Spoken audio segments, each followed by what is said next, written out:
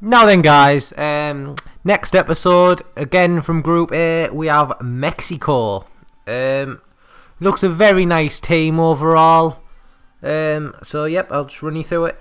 In goal, you've got Okocha, or Okoa, however you want to say it.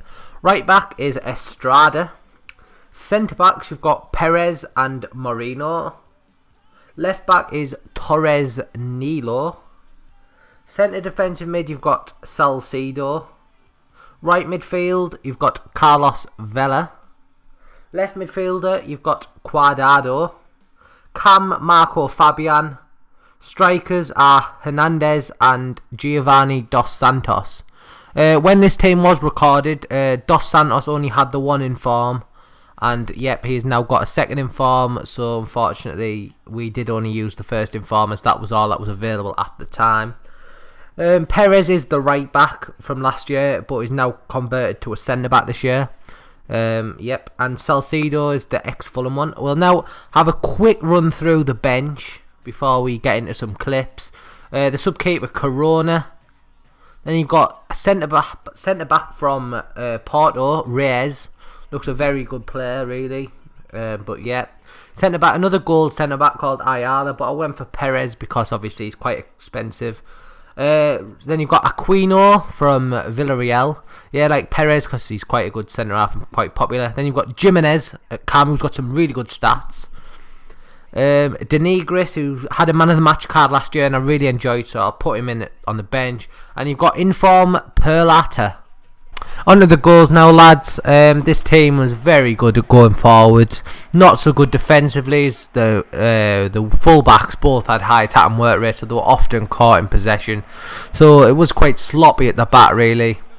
Starting off with the goalkeeper, Okocha or Okoa. I'm still not sure on how to pronounce that name.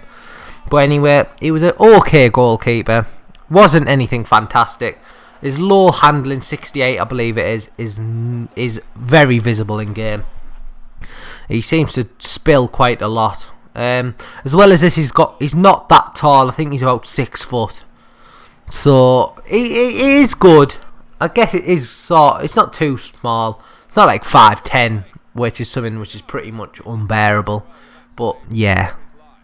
He's got a good kick on him though, which is one of the major positives about him, because I think he got like 1 or 2 assists just from kicking long. Right back was Estrada. He was very good, very strong. He was a very strong right back. He had good pace. He could put a decent cross in, but that was one of his major downsides. He went too far forward to put the crosses in, and he couldn't get back. As well as that, Vela, who was his right midfielder, Vela was just ahead of him. He didn't offer anything defensively, so he was pretty open. Centre backs, you've got Perez and Moreno. They're both complete opposites of each other. Perez was more pacey, get back, out-muscle the man and clear it. Moreno more win the headers in the air and clear it that way.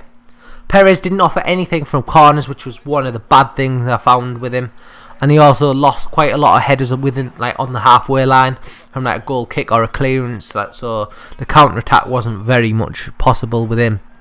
Whereas Moreno could just simply knock them down. Salcido offered great support for his centre halves. He seemed to win more headers than Perez. Perez was, yeah, like I've been saying, not very good headingly. And he was always there to win the flick-ons from Moreno, who was won like the header. As well as this, Salcido did push forward, and when he did push forward, he ended up like netting a couple of goals for himself, some quite good finishes from quite a long range. As well as this, he could tackle. He was very good at tackling. I mean, he got back, outstrengthened his man, and then a counter attack was on. Talking about him, there he is with a nice little cropping up there with a nice little finish from the edge of the box. Left midfielder, you've got Guardado, very good player, offers quite a lot of support for his fullback in Torres Nilo. Yep, but again, Torres Nilo is one of them players, he got caught out of position too much.